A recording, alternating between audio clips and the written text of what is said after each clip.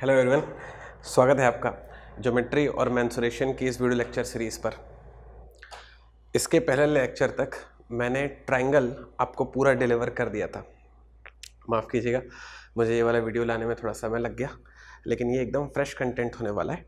Triangle मैंने इसके पहले वीडियो तक पूरा कंप्लीट कर दिया है। अब मैं इस वाले वीडियो से बहुत ही नया टॉपिक स्टार्ट करने वाला हूँ, super new topic which is quadrilateral चतुर्भुज। ठीक है, ट्रायंगल फिनिश हो चुका था, क्वाड्रिलेटरल हम लोग इस वाले वीडियो में स्टार्ट करने वाले हैं। Got it?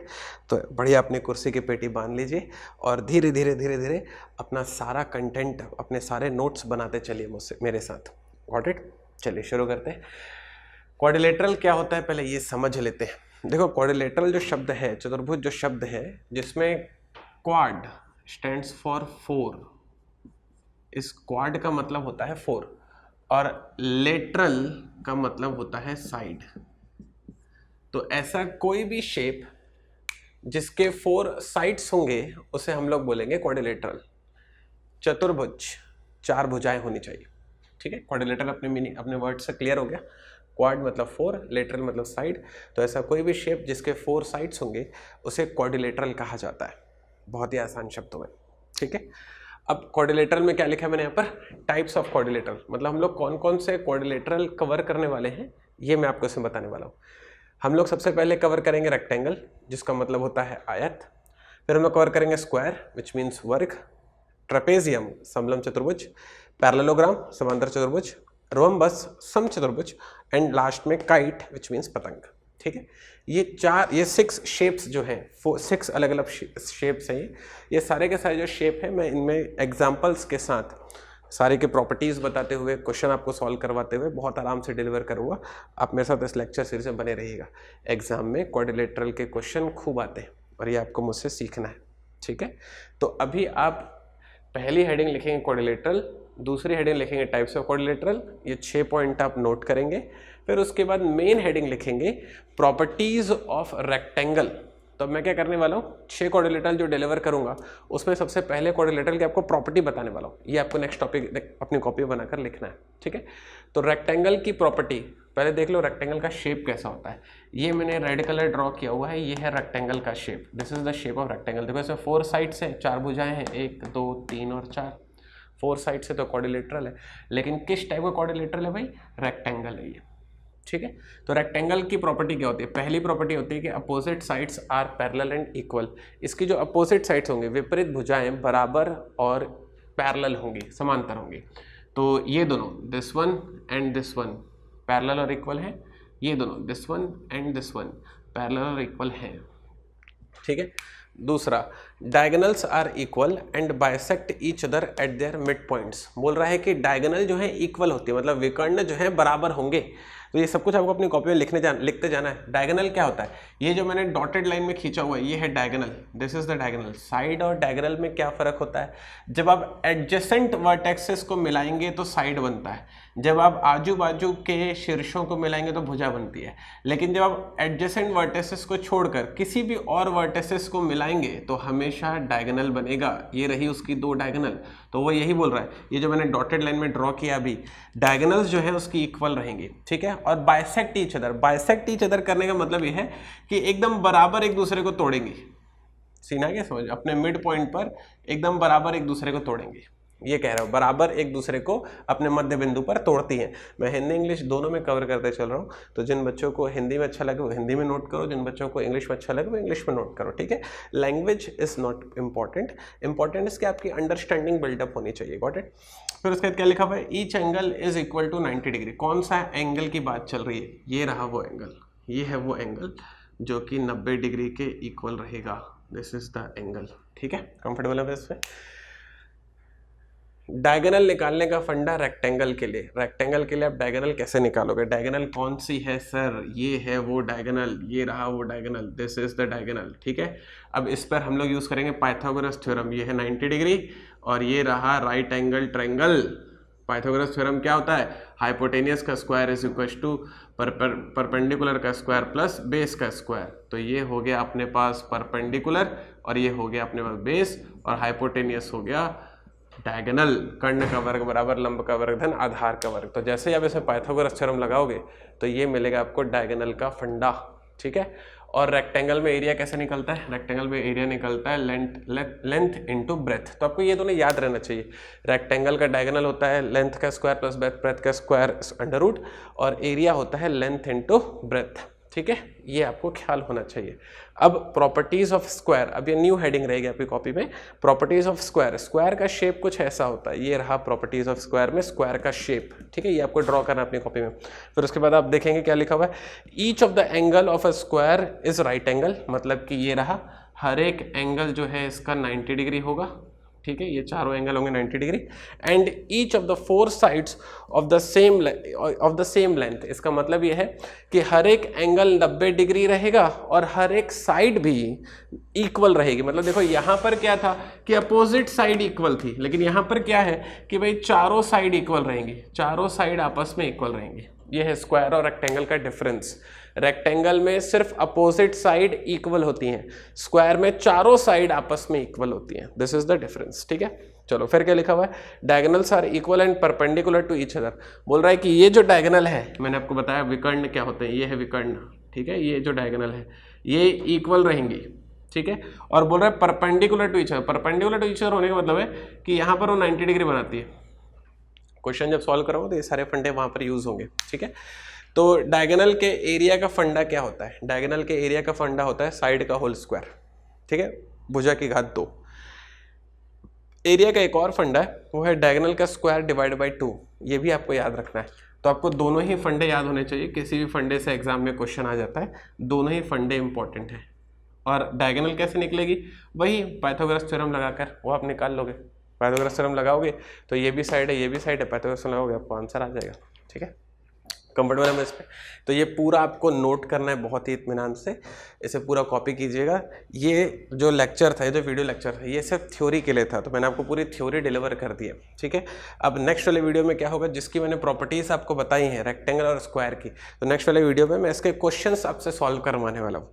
तो नेक्स्ट वाले वीडियो को क्या मिलेगा, जो मैंने थ्योरी दी है उसके क्वेश्चंस मिलेंगे, मतलब थ्योरी को हम लोग अप्लाई करना सीखेंगे, ठीक है। तो आपको क्या करना है, अभी अपनी कॉपी में हेडिंग डालनी है। आपको हेडिंग लिखनी है problems based on rectangle and square. एकदम स्टेप बाय स्टेप अपन आगे बढ़ेंगे। पूरा कंटेंट एकदम फिल्टर करके प्रॉपर एकदम सिंक्रोनाइज्ड वे में आपको दूंगा, बिल्कुल भी आपको दिक्कत नहीं आएगी। लेकिन थोड़ी देर यहाँ पर फोकस बना के रखिएगा, ठीक। आप पूरा ज्योमेट्री बहुत अच्छी तरीके से सीख जाओगे। अब पहला वाला क्वेश्चन मैं आपके लिए पढ़ने जा रहा हूँ। ये मैंने 4 क्वेश्चन लिखे हुए, पहला क्वेश्चन आपके लिए पढ़ने जा रहा हूँ। उसमें लिखा हुआ है इन द गिवन फिगर, मैं फिगर ड्रॉ कर दूंगा अभी। Rent is a rectangle, its diagonal meets at O, find x if OR is equal to 2x plus 4 and OT is equal to 3x plus 1। वो कह रहा है कि RENT नाम का एक शेप है जो रेक्टेंगल की तरह दिखाई देता है, कुछ ऐसा है मान लिया। वो ये पहले क्वेश्चन का मैं सॉल्यूशन बताने वाला हूँ, कुछ ऐसा है मान लिया। ये है RENT जो कि रेक्टेंगल की तरह आपको दिखाई दे रहा होगा, एग्री। बोला कि उसके डायगोनल O पर आकर मीट करती है, तो डायगोनल जो है कुछ इस तरीके से दिखाई देती है। ये जो मैंने रेड कलर ड्रॉ किया ये डायगोनल है, विकर्ण है, ये रहा। तो जो विकर्ण है वो O पर आकर मिल गई, ये रहा पॉइंट O, एग्री। अब वो कह रहा है find x if OR is equal to 2x plus 4। ये रहा OR, ये है 2x plus 4 and OT is equal to 3x plus 1। ये है OT 3x प्लस 1। ये वो कह रहा है OR और OT हम लोग को गिवन है, एग्री, ठीक है। कंफर्टेबल है। हमको x की वैल्यू बतानी है और ये डेटा मुझे गिवन है। अब मैं प्रॉपर्टीज इसमें यूज करूंगा, सॉल्यूशन डिलीवर करने वाला हूँ। अब मैं इसकी प्रॉपर्टीज यूज करूंगा। पहली प्रॉपर्टी जो मैंने आपको इसके पहले वाले वीडियो में बताई थी, मैंने आपको बताया था कि जो डायगोनल है, जो विकर्ण है, diagonals of rectangle are equal, ये मैंने आपको बताया था। तो इसका मतलब क्या हुआ, इसका मतलब ये हुआ कि आप लिख सकते हैं Rn is equal to TE। देखो फोटो में कहाँ है Rn और देखो फोटो में कहाँ है TE, ठीक है। ये आपको प्रॉपर्टी मैंने इसके पहले वीडियो बताई थी। और उसी में कंटिन्यू करके मैंने लिखा था एंड बाइसेक्ट ईच अदर, ये उसकी प्रॉपर्टी है। And bisect each other. Bisect each other कहने का मतलब ये हुआ कि वो दोनों एक दूसरे को इक्वली डिवाइड कर देती है, मतलब ये इसके इक्वल है, ये इसके इक्वल है, which means I can write, मैं ये लिख सकता हूँ कि R N is equal to half of O R. देखो मैंने क्या लिखा हुआ है, R N is equal to twice of O R, तो ऐसा लिखना होगा मेरे को, O R N is equal to twice of O R. कैसे लिखा भाई मैंने, जरा इत्मीनान से सुन लो। उसने क्या कहा था, डायगोनल रेक्टेंगल की इक्वल होनी चाहिए, तो ये आर एन और ये टी ई इक्वल हो गया, एंड बाइसेक्ट ईच अदर मतलब एक दूसरे को बराबर डिवाइड करते हैं। इसका मतलब क्या है कि ये दोनों हिस्से इक्वल है, ये दोनों एक हिस्से इक्वल है, इसका मतलब जो आर एन होगा वो ओ आर का, क्योंकि ये दोनों बराबर है, डबल होगा। इसका मतलब ये हुआ कि I can write O R is equal to half of R N. जरा ऐसे इत्मीनान से देखो, ये जो मैं टर्म यूज करूँ या फोटो से रियलाइज करो तो समझ में आएगी बात। Similarly I can write O T is equal to half of T E. लिख सकता हूँ कि नहीं लिख सकता हूँ, देखो, क्योंकि बाइसेक्ट करती हैं, बराबर बराबर तोड़ती हैं, इसलिए जो बड़ा वाला हिस्सा होगा वो छोटे वाले हिस्से का डबल होगा ना। इसका मतलब जो छोटा वाला हिस्सा है वो बड़े वाले हिस्से का हाफ है। यहाँ से इसको रिलेट करो, समझ में आ जाएगी बात आपको। ठीक, चलिए आगे बढ़ते हैं। मुझे क्या पता है, इस वाली लाइन से यहाँ पर लिख रहा हूँ, मुझे पता है R N is equal to T E, ये रेक्टेंगल की प्रॉपर्टी है, तो मैं दोनों तरफ में हाफ हाफ का इंटू कर सकता हूँ क्या? ऐसे हाफ हाफ बोथ साइड में अपन कर सकते हैं क्या? तो अगर आपने बोथ साइड में हाफ हाफ कर दिया तो उससे क्या होगा, हाफ ऑफ आर एन, ये लिखा हुआ है हाफ ऑफ आर एन, जिसके यहाँ पे आप क्या लिख सकते हो, O R, and half of T E, ये लिखा हुआ है हाफ ऑफ टी, जिसके आप क्या लिख सकते हो, ओ टी। तो अगर मैंने बोथ साइड हाफ ऑफ का इंटू किया, दोनों साइड हम लोग सेम चीज का मल्टीप्लाई डिवाइड कर सकते हैं, यही मैथ्स, बेसिक मैथ्स होता है। तो जैसे मैंने बोथ साइड हाफ ऑफ का मल्टीप्लाई किया तो half of R N O R हो गया, half of T O T हो गया। इसका मतलब मैं ओ आर और ओ टी को इक्वल बोल सकता हूँ। तो अगर आप देखोगे क्वेश्चन में मुझे गिवन था, ये रहा ओ आर, जिसकी वैल्यू मुझे गिवन थी 2x + 4, और ये रहा ओ टी, जिसकी वैल्यू मुझे गिवन थी 3x + 1। जैसे आप इसको सॉल्व करोगे x हो जाएगा और उसकी वैल्यू आ जाएगी 3। देखो जरा इत्मीनान से, ये है उस क्वेश्चन का राइट आंसर। ठीक है, उसने बोला था x की वैल्यू बताओ, ये रही x की वैल्यू 3। कंफर्टेबल अपन इस पर ओके है? ठीक है, अब इस सॉल्यूशन को बहुत इत्मीनान से कॉपी कर लीजिए। हम लोग चल रहे हैं क्वेश्चन नंबर 2 पे। आई होप कि आपने सॉल्यूशन कॉपी कर लिया होगा और आप क्वेश्चन नंबर 2 के लिए एकदम तैयार होंगे।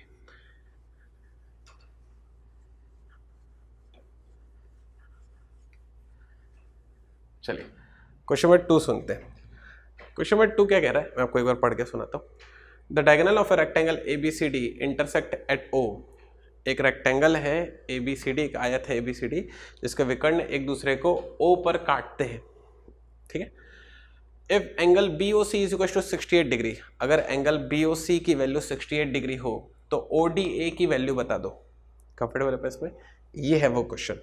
अब आप एक बार वीडियो को पॉज करो और ज़रा खुद से सॉल्व करो, उसके बाद आंसर आप कमेंट सेक्शन में डालने के बाद आप वीडियो को रन करेंगे। ठीक है, आई होप कि आपने वीडियो को पॉज करके सॉल्यूशन एक बार खुद से सोचा होगा इसका सॉल्यूशन। मैं क्वेश्चन नंबर 2 आपको भी सॉल्व करके देने वाला हूँ। उसने कहा ABCD एक रेक्टेंगल है, तो ये मैंने ABCD एक रेक्टेंगल ड्रॉ कर दिया, ये हो गया ABCD एक रेक्टेंगल। ठीक है, बोल रहा है कि इसके जो डायगोनल है वो O पर इंटरसेक्ट करते हैं, here and here, this one is O। ठीक, बोल रहा है BOC is equal to 68 degree, BOC ये है 68 डिग्री। ठीक, वो कह रहा है ODA की वैल्यू बताओ, ODA ये। तो आपको ना ऐसे थोड़ा काम करना है, तब आपको समझ में आएगा अच्छा क्या गिवन है, क्या पूछ रहा है, क्या मुझे निकाल कर देना, तब आपको समझ में आएगा। क्लियर है? ये है फोटो उस क्वेश्चन की। कंफर्टेबल? चलिए सॉल्व करते हैं इसको। मैंने इसके पहले वाले ज्योमेट्री के अपने लेक्चर्स में सीखा हुआ है कि अगर वो 68 डिग्री है तो ये भी 68 डिग्री होगा। क्यों होगा सर? ये है इसको बोलते हैं वर्टिकली अपोजिट एंगल, शीर्षाभिमुख कोण। ये दोनों वर्टिकली अपोजिट है तो ये दोनों इक्वल होंगे, तो दोनों 68 68 हो गए। कंफर्टेबल है पर इसमें? अब मुझे क्या पता है? मुझे ये पता है कि जो डायगोनल्स है वो इक्वल होती है, इसके पहले क्वेश्चन बताया था, डायगोनल्स इक्वल होती हैं और एक दूसरे को बाइसेक्ट करती है। इसका मतलब ये है कि ये दोनों हिस्सों को मैं इक्वल करके आपको दिखा सकता हूँ, जो कि मैंने इसके पिछले वाले क्वेश्चन में करके दिखाया है। मैंने इसके पिछले वाले क्वेश्चन में आपको ये दोनों हिस्से OA और OD को इक्वल करके दिखाया था। एग्री अपन? पिछले वाले क्वेश्चन में OA और OD को मैंने इक्वल करके दिखाया था, उसका सॉल्यूशन फिर से देखो, वहां पर RENT लिखा हुआ था तो OR और OT को मैंने इक्वल करके दिखाया था। यहाँ पे ABCD लिखा हुआ है तो OA और OD को मैं इक्वल कर रहा हूँ उस वाले पिछले क्वेश्चन के फंडे से। ये आप पिछले वाले क्वेश्चन के फंडे में जाकर देखेंगे मैं कैसे लिखा है। कंफर्टेबल? चलिए आगे बढ़ते हैं। सुनो, OA और OD क्योंकि डायगोनल इक्वल होते हैं और एक दूसरे को बाइसेक्ट करते हैं, बराबर होंगे। अब आप देखो ट्रायंगल ODA को, ODA ढूंढो भाई, ODA ये लिखा हुआ है ट्रायंगल ODA, ठीक है। अब देखो क्या पता है भाई, ट्रायंगल के सारे एंगल का सम होता है 180 डिग्री। तो कौन कौन से एंगल है वहां पर देख लो। एक तो है ODA, कंफर्टेबल, दूसरा है OAD, एक है ये वाला एंगल, एक है ये वाला एंगल, और तीसरा है 68 डिग्री, ठीक है। एंगल के किसी भी ट्रायंगल के सारे इंटरनल एंगल का सम कितना होता है 180 डिग्री, तो ये इक्वल हो गया 180 डिग्री के। क्या बोलते हो आप? याद है? ओके बात, कंफर्टेबल, ठीक। अब मुझे क्या पता है भाई, मुझे ये पता है कि किसी भी ट्रायंगल में, ये इसके पहले मैंने आपको ट्रायंगल बताया था, किसी भी ट्रायंगल में इक्वल साइड, जैसे फॉर एग्जांपल ये दोनों साइड अगर इक्वल है, फॉर एग्जांपल अगर AB बराबर है AC के, ये एग्जांपल लेकर बता रहा हूं मैं, किसी भी ट्रायंगल में इक्वल साइड का अपोजिट एंगल भी इक्वल होता है। ये ट्रायंगल्स में मैंने आपको फंडा बताया हुआ है। किसी भी त्रिभुज में बराबर भुजाओं का विपरीत कोण भी बराबर होता है। अगर AB और AC बराबर है तो इसके सामने का ये एंगल, इसके सामने का ये एंगल, मतलब एंगल B और एंगल C भी बराबर होंगे। कंफर्टेबल? तो क्योंकि ये दोनों साइड इक्वल है ट्रायंगल की, कौन दोनों साइड, OA और OD इक्वल है, इसलिए इसके अपोजिट का दिस वन और इसके अपोजिट का दिस वन भी बराबर होगा। इसका मतलब क्या है, क्योंकि ये दोनों इक्वल हैं, क्योंकि OA is equal to OD, इसीलिए angle ODA will be equal to angle OAD। देखो भाई इत्मीनान से आप फंडा कौन सा लगाया, equal sides opposite angle equal, ठीक। ये इक्वल है तो इसका मतलब मैं लिख सकता हूं twice of angle ODA plus 68 degree is equal to 180 degree, ठीक। तो which means that twice of angle ODA is equal to 180 minus 68 degree. बोलो क्या बोलते हो? 180 माइनस 68 डिग्री, जैसे इसको माइनस करोगे तो आएगा 112 डिग्री। आई होप सो, ठीक है। और जैसे आप डिवाइड बाई 2 करोगे तो एंगल ODA की वैल्यू आ जाएगी 112 divide by 2, 5 times 6 times 56 degree. अगर आपने आंसर कमेंट सेक्शन में 56 डिग्री डाला होगा, आपने बिल्कुल सही डाला है। ये है उस क्वेश्चन का सॉल्यूशन। देख लीजिए इत्मीनान से, कहीं कोई डाउट है तो मुझे बताइए, ठीक। इसे मैं रफ कर रहा हूँ आपके लिए। आई होप कि आपने कॉपी कर लिया होगा। Now we are going for question number 3। आपको क्वेश्चन नंबर 3 मैं आपको इस वाली वीडियो में सॉल्व करके देने वाला हूँ। क्वेश्चन नंबर 3 देखते हैं भाई। क्वेश्चन नंबर 3 क्या कहता है, सुन लो। Length of a side of a square is 4√2 centimetre. एक वर्ग है जिसके भुजा की लंबाई 4√2 सेंटीमीटर है। Diagonal of another square whose area is double that of the first is. अब बोल रहा है कि दूसरे वर्ग के विकर्ण की लंबाई बताओ जिसका क्षेत्रफल पहले वाले वर्ग के क्षेत्रफल का 2 गुना है, ठीक है। मैं क्या करता हूँ, भले इंग्लिश में लिखता हूँ लेकिन हिंदी में उसका आपको ट्रांसलेशन दे देता हूँ, तो जो बच्चे हिंदी में जिनको सुनना पसंद होता होगा तो उनको भी कष्ट नहीं होगा, ठीक है। ये बायलिंगुअल है और आप बहुत आराम से इसको समझ सकते हैं, ठीक। तो मुझे क्या चाहिए, मुझे चाहिए कि इस वाले क्वेश्चन को मैं अप्रोच करूँ और सॉल्व करूँ। मैं अप्रोच करके भी इसको सॉल्व करने वाला हूँ, लेकिन पहला आपका काम है वीडियो को पॉज करो, सॉल्व करके आंसर कमेंट सेक्शन में डालो, फटाक से करो ऐसा। चलिए क्वेश्चन नंबर 3 सुनते हैं। क्वेश्चन 3 क्या कहता है, एक स्क्वायर है, तो पहले मैं आपके लिए एक स्क्वायर ड्रॉ कर देता हूं भाई। वो स्क्वायर कुछ इस तरीके का दिखाई देता है, ठीक, जिसकी साइड है 4√2। कंफर्टेबल? इसको मैंने बोल दिया फर्स्ट स्क्वायर, ठीक है। बोल रहा है कि एक और स्क्वायर है, वो कुछ ऐसा है, इसको मैंने बोल दिया सेकंड। और इसका डायगोनल कर लिया मैंने डी। ठीक, अब जरा इत्मीनान से क्वेश्चन को समझो भैया। बोल रहा है कि एक स्क्वायर है जिसकी साइड है 4√2 सेंटीमीटर, दूसरा स्क्वायर है जिसके डायगोनल की आपको लंबाई बतानी है, जिसके विकर्ण की आपको लंबाई बतानी है।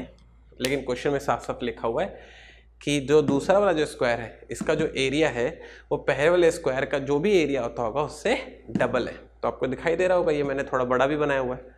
कंफर्टेबल है बना आपको? ठीक है, तो ये है वो क्वेश्चन। ओके, चलिए इसको सॉल्व करके देखते हैं।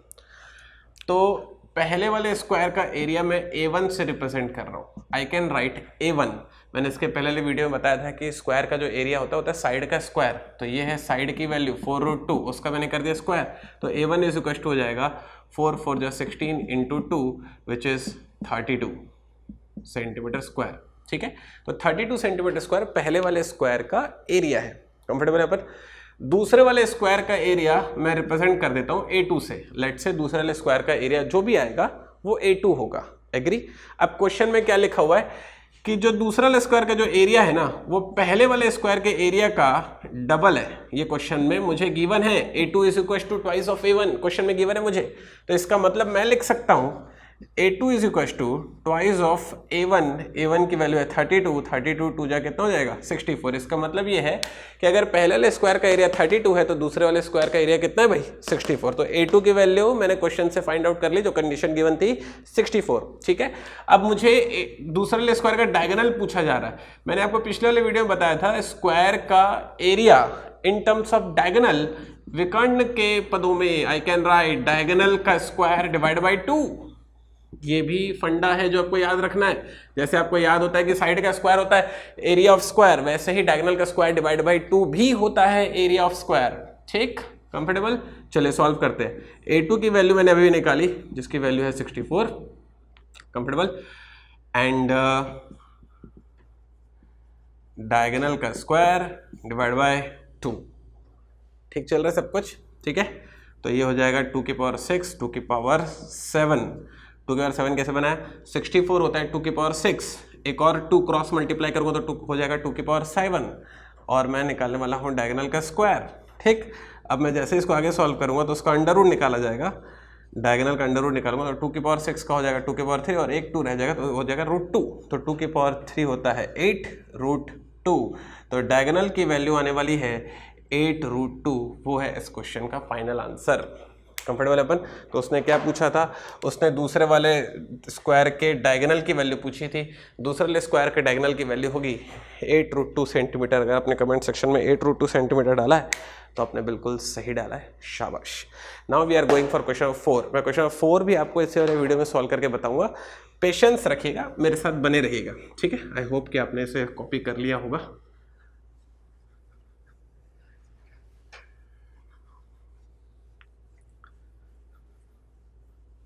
Now we are going for question number 4। आपको क्वेश्चन 4 डिलीवर करने वाले। क्वेश्चन 4 सुनते हैं। क्वेश्चन 4 क्या कहता है? क्वेश्चन 4 कहता है length and breadth of a rectangle are in the ratio 3:2। तो एक आयत है भाई जिसकी लंबाई और चौड़ाई का अनुपात है 3:2। ठीक, एंड इट्स पेरीमीटर मतलब उसका जो परिमाप है वो है 20 centimetre and its perimeter is 20 centimetre. उसका परिमाप 20 सेंटीमीटर है। आपको एरिया ऑफ रेक्टेंगल बताना है, जो आयत का क्षेत्रफल बताना है। ठीक है, तो वो आयत कौन सा है मैं आपको ये दिखा देता हूँ। ये है वो rectangle, this is the rectangle जिसकी ये है लेंथ और ये है ब्रेथ। ठीक, आप क्या लिख सकते हैं? आप लिख सकते हैं area is equal to length into breadth. ये मैंने आपको उसके पहले बताया हुआ था। ठीक है, और पेरीमीटर क्या होता है ये नहीं बताया था, अभी बता देता हूँ। पेरीमीटर ऑफ रेक्टेंगल, पेरीमीटर क्या होता है, परिमाप क्या होता है? सारे के सारे साइड्स का सम। तो ये L है तो ये भी L होगा, ये B है तो ये भी B होगा, सारे के सारे साइड को जोड़ दूंगा तो twice of L plus B आ जाएगा। कंफर्टेबल है? पर मुझे क्या गिवन है क्वेश्चन में? 3:2। लेंथ और ब्रेथ का रेशियो गिवन है मुझे 3:2। ठीक है, और मुझे क्या गिवन है साथ में? मुझे गिवन है पेरीमीटर। पेरीमीटर की वैल्यू कितनी गिवन है मेरे को? 20। ये भी मुझे क्वेश्चन में गिवन है। तो हम लोग क्या जानते हैं? हम लोग जानते हैं कि जब भी कोई डेटा रेशियो में गिवन हो तो उसे जैसे ही आप ब्रेक करते हो, उसे जैसे ही आप तोड़ते हो तो एक टर्म लग जाता है उसके साथ, एक वेरिएबल लग जाता है उसके साथ, विच इज x। तो ये हो जाएगा 3x और 2x। ठीक है, हुआ क्या, जैसे ही रेशियो टूटा तो उसके साथ एक वेरिएबल लग गया x, तो उसकी वैल्यू हो गई 3x और 2x। तो अब क्या होगा, अब मैं लिख सकता हूँ l की वैल्यू होगी 3x और अब मैं लिख सकता हूँ b की वैल्यू होगी 2x। Now I can write l is equal to 3x, b is equal to 2x। Comfortable अपन। चलिए जैसे इसको आप सॉल्व करोगे तो यहाँ पर पुट कर रहा हूँ मैं, ये पेरीमीटर की जगह पर मैंने क्या लिखा 20 ट्वाइस ऑफ, l की जगह पर मैंने क्या लिखा 3x, b की जगह मैंने क्या लिखा 2x। ठीक है, ये लाइन समझ में आ रही है। पेरीमीटर मुझे 20 गिवन था, पुट किया, l के पे 3x पुट किया, b के पे 2x पुट किया। जैसे ही मैं इसको सॉल्व करूंगा तो 20 इज इक्वल टू हो जाएगा 3 और 2 5, 5 2 जा 10x। सो x की वैल्यू आ जाएगी मेरे पास 2। ठीक, x की वैल्यू 2 आ गई, इसका मतलब ये हुआ मैं यहां से लिख सकता हूं L is equal to 3x था, x की वैल्यू 2 निकाला हूं, 3 2 जा कितना हो जाएगा 6, एंड 2x था, 2 2 जा कितना हो जाएगा 4। ठीक, L की वैल्यू आ गई, B की वैल्यू आ गई मेरे पास। अब मेरे से उसने एरिया पूछा था, तो L इज इक्वल टू 6 अभी भी निकाला था, और B इज इक्वल टू 4 अभी भी निकाला था। 6 4 जा 24 सेंटीमीटर स्क्वायर, ये इसका राइट आंसर होता है। सेंटीमीटर या फिर यूनिट स्क्वायर जो भी आप बोल लो। तो ये है क्वेश्चन 4 का right answer, which is 24 unit square. ठीक, कंफर्टेबल अपन इस पे, डन। चलिए, ये रहे स्क्वायर और रेक्टेंगल पर बेस्ड 4 बढ़िया बेसिक प्रॉब्लम। रेक्टेंगल और स्क्वायर के ही आपको और अच्छे प्रॉब्लम्स बताऊंगा। इसके पहले मैंने आपको स्क्वायर्स और रेक्टेंगल के कुछ प्रॉब्लम सॉल्व करना सिखाया था। मैं इसमें स्क्वायर्स और रेक्टेंगल के ही कुछ और प्रॉब्लम्स लूँगा इस वाले वीडियो में। तो कुछ और अच्छे प्रॉब्लम्स इस वाले वीडियो पर अपन देखते हैं, इत्मीनान से बने रहिएगा। 4 क्वेश्चन हो चुके थे, 5वां क्वेश्चन मैं आपको ये बताने वाला हूँ। 5th क्वेश्चन क्या कहता है, length of a rectangular hall is 5 centimetre more than it's breadth. एक आयताकार हॉल है जिसकी लंबाई उसकी चौड़ाई से 5 सेंटीमीटर अधिक है। Area of hall is 750 metre square, find length. बोल रहे हैं कि अगर उस हॉल का एरिया 750 हो तो उसकी लंबाई कितनी हुई होगी। ठीक है, वीडियो को पॉज करो, खुद से सॉल्व करो, उसके बाद ही सॉल्यूशन देखना। क्वेश्चन 5 सॉल्यूशन बोर्ड पर देखते हैं। बोलता है कि एक हॉल है जिसका शेप जो है रेक्टेंगुलर है, तो वो कुछ इस तरीके से, this is length, this is breadth. ठीक है, क्वेश्चन में गिवन है कि जो लेंथ है वो ब्रेथ से 5 मीटर ज़्यादा है, तो length is equal to breadth plus 5। ये क्वेश्चन में गिवन है मेरे को। ठीक है, बोल रहा है कि जो एरिया है वो है 750 मीटर स्क्वायर, मतलब ये एरिया जो है क्वेश्चन में ही मुझे गिवन है। एग्री। मैं क्या जानता हूँ, रेक्टेंगल का एरिया कितना होता है भाई, लेंथ इंटू ब्रेथ, लंबाई गुणा चौड़ाई, इज इक्वल टू उसकी वैल्यू हो गई 750। एग्री। अब L is equal to question में क्या गिवन था, b प्लस 5, जैसे पुट करूंगा b plus 5 into B is equal to 750। Agree. थोड़ा सा अगर आप इसको सॉल्व करोगे तो ये जो है ब्रेक हो जाएगा अपने पास, 750 है ना, तो ये हो जाएगा 25 3 जा इंटू 10, तो ये हो जाएगा 25 इंटू 30। तो मैंने क्या किया है, एक बार इत्मीनान से देख लो, मैंने 750 को पर्पसली ब्रेक किया है 25 इंटू 30 में। सर आपने 70 इंटू 10 में क्यों नहीं ब्रेक किया, या सर आपने 50 इंटू समथिंग में क्यों नहीं ब्रेक किया। मतलब अलग अलग तरीके हैं ब्रेक करने के, लेकिन मैंने 25 इंटू 30 में इसलिए ब्रेक किया क्योंकि यहाँ भी 2 फैक्टर है, यहाँ भी मैंने 2 फैक्टर क्रिएट किए। यहाँ पर इन दोनों फैक्टर के बीच में, मतलब कि b प्लस 5 और b के बीच में 5 का फर्क है, b प्लस 5 और b के बीच में 5 का डिफरेंस है।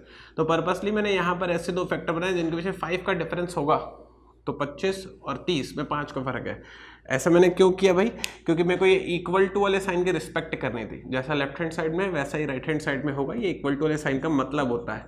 तो मैं ऐसा क्यों कर रहा हूँ, सॉल्व करने के लिए, नहीं तो फिर मेरे को क्या करना पड़ेगा, क्वाड्रेटिक बनानी पड़ेगी। क्वाड्रेटिक ना बनाऊँ, थोड़ा जल्दी सॉल्व कर लूँ, उसके लिए ट्रिक है।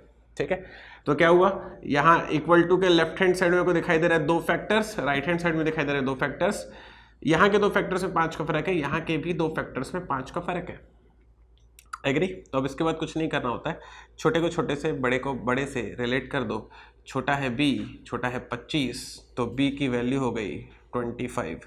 तो ब्रेथ की मैंने वैल्यू निकाल ली है 25 मीटर। उसने क्वेश्चन में बोला था find the value of length, तो लेंथ का एक्सप्रेशन था मेरे पास क्वेश्चन में, L is equal to b plus 5, ये वैल्यू होगी 25, 20 प्लस 5 ये हो जाएगा 30 मीटर। तो मेरा आंसर होने वाला है 30, इस क्वेश्चन का राइट आंसर है 30। ठीक, ये हो गया क्वेश्चन नंबर 5 का सॉल्यूशन। जरा इत्मीनान से देख लो, थोड़ा जल्दी सॉल्व करना आना चाहिए। मैं क्वाड्रेटिक बनाता तो लेंदी हो जाता, मैं क्वाड्रेटिक वर्ग समीकरण नहीं बनाना चाहता था। ठीक है, कॉपी कर लीजिएगा ऐसे। अब हम लोग चल रहे हैं क्वेश्चन नंबर 6 पर। क्वेश्चन नंबर 6 देखते हैं क्या कहता है। क्वेश्चन नंबर 6,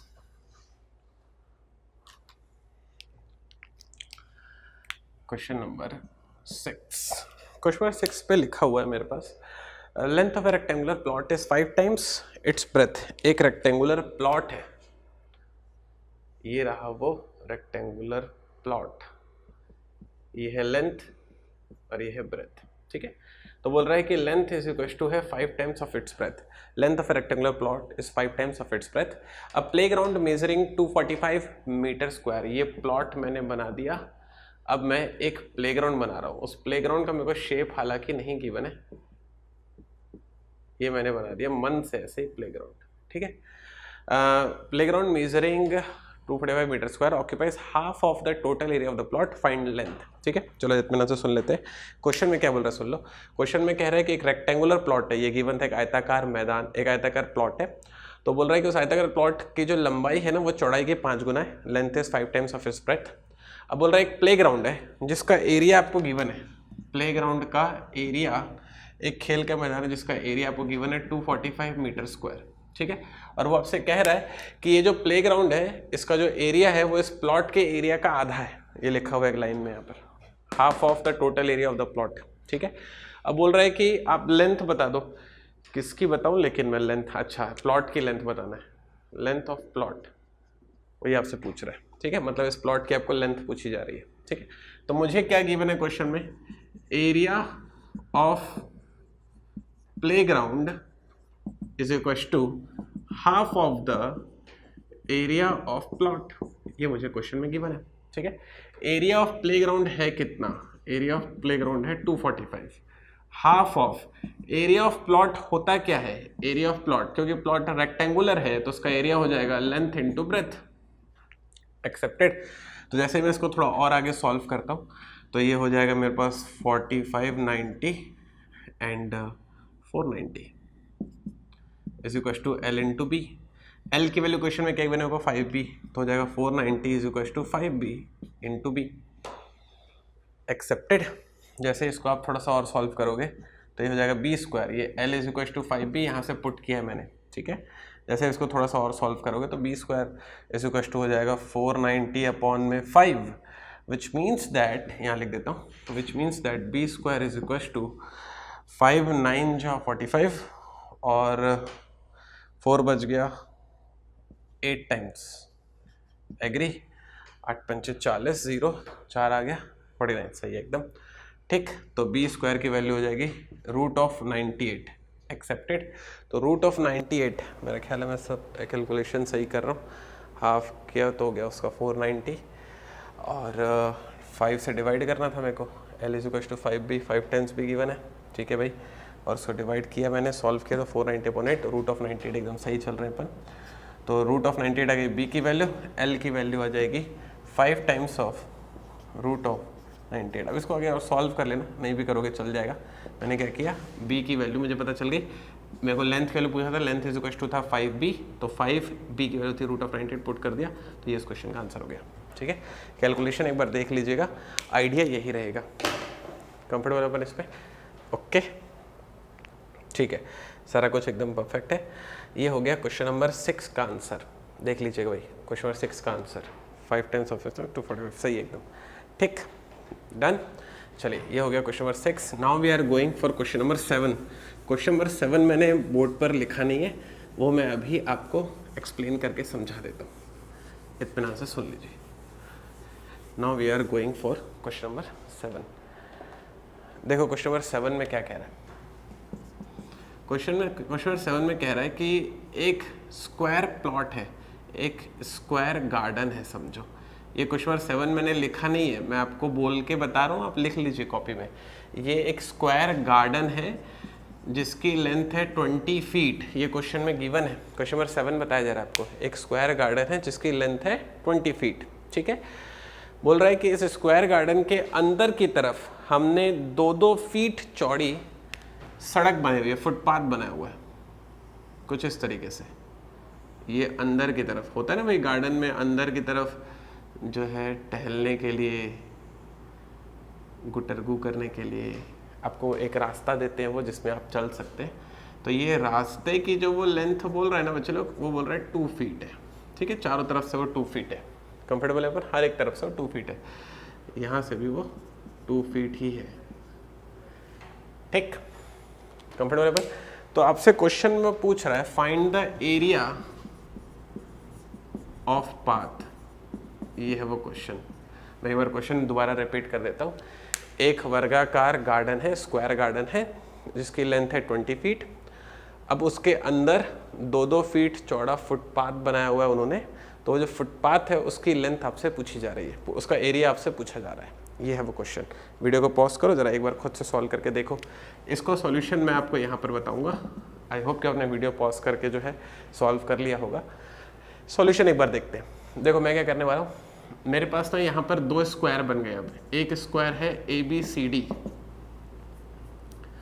ठीक है, एक स्क्वायर है ABCD, ये वाला यहाँ पर ड्रॉ कर दिया मैंने। सॉल्यूशन बता रहा हूँ आपको मैं। ABCD जिसके जो साइड है वो है 20। तो ABCD का अगर आपको एरिया निकालना होगा तो स्क्वायर का एरिया होता है भुजा की घात 2, साइड का स्क्वायर, ठीक है। तो ये हो जाएगा अपने पास 400, कंफर्टेबल अपन। और मेरे पास जो दूसरा स्क्वायर है वो है ब्लू कलर वाला, जिसका मैं नाम रख देता हूँ EFGH। ये दूसरा स्क्वायर है जिसका मैंने नाम रखा है EFGH। अब आप खुद सोचो, ये टोटल जो है ना ब्लैक वाला, ये टोटल AB, ये है ब्लैक वाला, ये टोटल 20 है, ठीक है। अब इसके अंदर फुटपाथ बनाए तो यहाँ से 2 कटा, यहाँ से 2 कटा, 20 में से 2 इस तरफ से कट गया, 2 इस तरफ से कट गया, तो 2 और 2 4 कट गया। तो अंदर के लिए कितना बचा होगा? 16। तो यहाँ पर 16 बचा होगा ना, एग्री करते हो भाई? टोटल 20 है, यहाँ से 2 और 2 कट गया, तो यहाँ बीच में कितना बचा? 16, एक्सेप्टेड। तो क्योंकि वो स्क्वायर है इसलिए ये सारा का सारा 16 होगा, ठीक। तो अगर आपको EFGH का एरिया निकालना होगा, EFGH का एरिया, तो वो हो जाएगा 16 का स्क्वायर, मतलब कि 256। ये वाली बात आप एग्री करते हो? क्वेश्चन में मुझसे पूछ रहा है वो एरिया ऑफ पाथ, फुटपाथ का एरिया मेरे से पूछ रहा है। तो आप इस वाली बात को समझो। अगर मैंने ये जो बड़ा वाला जो ब्लैक स्क्वायर है, इसमें से छोटा वाला जो ब्लू स्क्वायर है उसको काट के बाहर निकाल दिया, बड़े वाले स्क्वायर में से, ब्लैक स्क्वायर में से ब्लू वाला स्क्वायर अगर मैंने काट के बाहर निकाल दिया, तो जो बचेगा वो ये फुटपाथ ही तो होगा। ये जो मैं रेड कर रहा हूँ आपके लिए, जो बचेगा वो ये फुटपाथ ही तो होगा। नहीं, हमने क्या किया, बड़े वाले ब्लैक स्क्वायर में से छोटा वाला ब्लू स्क्वायर काट के निकाल दिया। काट के निकाल रहा हूँ इसलिए कौन सा साइन? माइनस। तो जो बच गया वो पाथ था, एक्सेप्टेड। जैसे अब इसको माइनस करोगे आपको मिलेगा 144 मीटर स्क्वायर या फिर फीट स्क्वायर। ये है इस क्वेश्चन का राइट आंसर। समझ गए? ऐसे क्वेश्चन अक्सर पेपर में बहुत आते हैं, आपको थोड़ा सा ध्यान देना है, ठीक है। एक और ऐसी वाला क्वेश्चन लूँगा, इत्मीनान से सुनना। इससे आप क्वेश्चन नंबर 7 है, आप इसे कॉपी कीजिएगा। एक और ऐसी क्वेश्चन देखते हैं, क्वेश्चन नंबर 8 आपके लिए आ रहा है। Question number 8 is coming for you. चलो भाई देखते हैं क्वेश्चन नंबर 8। क्वेश्चन नंबर 8 में क्या कहता है, थोड़ा सा ख्याल करते हैं। क्वेश्चन नंबर 8 में कहता है बिल्कुल वैसे ही एक स्क्वायर गार्डन है। मैं क्वेश्चन लिखा नहीं हूँ, अभी आपको बता रहा हूँ, लिख लीजिएगा मेरे साथ में। जिसका साइड है 20 फीट, एक और स्क्वायर गार्डन है जिसकी साइड है 20 फीट, ठीक है। अब उन्होंने क्या किया है, इस स्क्वायर गार्डन के बीचों बीच में फुटपाथ बना दिया। किस तरीके से भाई? कुछ इस तरीके से, ऐसे ऐसे। तो ये जो मैंने ब्लू कलर जो ड्रॉ किया ये फुटपाथ है, एक्सेप्टेड, ठीक है। जिसकी विड्थ है 2 फीट, मतलब ये जो फुटपाथ जो इन्होंने बनाया ना, ये 2 फीट चौड़ा बनाया। कंफर्टेबल है अपन इसमें? यहाँ तक ओके अपन? चलो जरा इत्मीनान से सुनते हैं दोबारा से क्वेश्चन। क्वेश्चन में कह रहा है एक स्क्वायर गार्डन है जिसकी विड्थ है 20 फीट, जिसकी चौड़ाई है 20 फीट, कंफर्टेबल अपन। अब इसके बीच में जो मैंने ब्लू कलर ड्रॉ किया, ये 2-2 फीट चौड़ा रास्ता बनाया इन्होंने, ये 2 फीट चौड़ा रास्ता, ये 2 फीट चौड़ा रास्ता, ठीक है। आपसे क्वेश्चन में पूछा जा रहा है एरिया ऑफ पाथ, तो वो जो ब्लू कलर का जो 2-2 फीट चौड़ा जो रास्ता बनाया ना इन्होंने, उसका आपका उस पाथ का एरिया आपसे पूछ रहा है क्वेश्चन में। ये है वो क्वेश्चन। आ गया क्वेश्चन समझ में। ये क्वेश्चन नंबर 8 जो होने वाला है ना, वो इस वाले वीडियो के लिए आपका होमवर्क होने वाला है, क्वेश्चन नंबर 8। तो आप क्या करेंगे, आप इस वाले वीडियो के कमेंट सेक्शन में इस वाले क्वेश्चन को सॉल्व करें, आंसर मेंशन करेंगे, सॉल्यूशन मैं आपको नेक्स्ट वाले वीडियो में बताऊंगा, ठीक है। तो इसको सॉल्व करके आप जगह छोड़ देंगे। अब उसके बाद नेक्स्ट हेडिंग लिखेंगे। हेडिंग क्या लिखेंगे आप, प्रॉपर्टीज ऑफ ट्रेपेजियम। जगह मैं इसलिए छोड़ने बोल रहा हूँ क्योंकि जब मैं सॉल्यूशन बताऊँ तो आप उसको वहाँ पे कॉपी कर सको। Got it. सॉल्व करो, आंसर कमेंट सेक्शन में डालो, सॉल्यूशन के लिए थोड़ी सी जगह छोड़ दो, नेक्स्ट वाले वीडियो में मैं आपको बताऊंगा। आप हेडिंग लिख लीजिए अभी कॉपी में, प्रॉपर्टीज ऑफ ट्रेपेजियम। ट्रेपेजियम को हिंदी में बोलते हैं समलम चतुर्भुज। ये नेक्स्ट वाली हेडिंग रहेगी आपकी कॉपी में। समझ में आ रहा है पॉइंट। क्वेश्चन नंबर 8 मैंने आपको होमवर्क में दे दिया, आंसर कमेंट सेक्शन में आपको डालने के लिए मैंने कहा है। और अब मैं चल रहा हूँ नेक्स्ट वाली हेडिंग पर, वो है ट्रेपेजियम, समलम चतुर्भुज। कंफर्टेबल अपन इसमें। तो ये है ट्रेपेजियम का शेप। ट्रेपेजियम कुछ इस तरीके से दिखाई देता है। This is the shape of the trapezium. Okay, आपको ये शेप कॉपी करना है। समलम चतुर्भुज इसलिए कहा गया है, मतलब ट्रेपेजियम इसे इसलिए कहा गया है, जरा इत्मीनान से देख लेते हैं कि भाई इसकी जो अपोजिट साइड है ना, ये दोनों कौन कौन सी, AB और DC, ये पैरेलल होती है। और इस पर ये जो मैंने लेंथ खींची है ब्लैक कलर की, ये है height which is perpendicular on AB, जो कि AB पर लंब है। तो ये है लंब, मतलब परपेंडिकुलर, ठीक है। यहाँ तक कंफर्टेबल है इसमें। तो प्रॉपर्टीज ऑफ ट्रेपेजियम में आपको ये फिगर ड्रॉ करना है, जिसमें मैंने AB की लेंथ लिखी हुई है B और CD की लेंथ लिखी हुई है A, और जो परपेंडिकुलर जो ड्रॉ किया गया है वो है हाइट, जिसको मैंने रिप्रेजेंट किया है H से, ठीक है।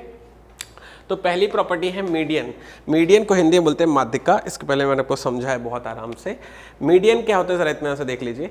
ये जो AD है, इसका मिड पॉइंट मैंने पकड़ा और मैंने लिख दिया E। आई बात समझ में। और ये जो CB है, इसका मैंने मिड पॉइंट पकड़ा और मैंने लिख दिया F। तो ये मेक श्योर दैट कि ये दोनों का मिड पॉइंट होना चाहिए। AD का मिड पॉइंट E, BC का मिड पॉइंट F, और मैंने इन दोनों को मिलाया। तो जो अनपैरेलल साइड्स हैं, पैरेलल कौन कौन है, AB और CD है। तो जो अनपैरेलल साइड्स हैं, उनके मिड पॉइंट को जो लाइन ज्वाइन करेगी, उससे आप क्या बोलोगे, मीडियन। तो EF क्या रिप्रेजेंट कर रहा है भाई, EF रिप्रेजेंट कर रहा है मीडियन को। This is the EF which represents median. Comfortable अपन। तो you may write median is equal to half of A plus B। तो ये जो मैंने लेंथ अभी निकाली ना EF, ये हमेशा A प्लस B का हाफ होगी। जब आप मिड पॉइंट से जोड़ोगे सिर्फ तब, ये मिड पॉइंट से जोड़ना चाहिए। एग्री। ये हो गई पहली प्रॉपर्टी जो क्वेश्चन सॉल्व करते समय यूज होगी। दूसरा, एरिया ऑफ ट्रेपेजियम। भाई ट्रेपेजियम का एरिया क्या होता है, समलम चतुर्भुज का एरिया क्या होता है, वो भी एक बार देख लेते हैं। तो एरिया ऑफ ट्रेपेजियम हो जाएगा half of A plus B dot H। A plus B क्या है, this is A, this is B and this is H। ये हाइट है H, ठीक है। Area of trapezium is half of A plus B dot H। तो ये दोनों properties हैं, जब मैं नेक्स्ट वाले वीडियो में जब क्वेश्चंस आपको डिलीवर करना स्टार्ट करूंगा ना, उसमें मैं यूज करूंगा, ठीक है। तो नेक्स्ट वाले वीडियो के लिए आपके पास अच्छा खासा काम आ गया। नेक्स्ट वाले वीडियो के लिए आपके पास ये क्वेश्चन है, जिसको आपको सॉल्व करके कमेंट सेक्शन में डालना है, और ये प्रॉपर्टी आपको नोट करके रखनी है। नेक्स्ट वाले वीडियो में आप इसका मुझसे सॉल्यूशन देखेंगे, ठीक है। तो नेक्स्ट वाले वीडियो में आपको इन प्रॉपर्टीज पर क्वेश्चंस मिलने वाले हैं और उनका सॉल्यूशन मिलने वाला है। मेरे साथ बने रहिएगा।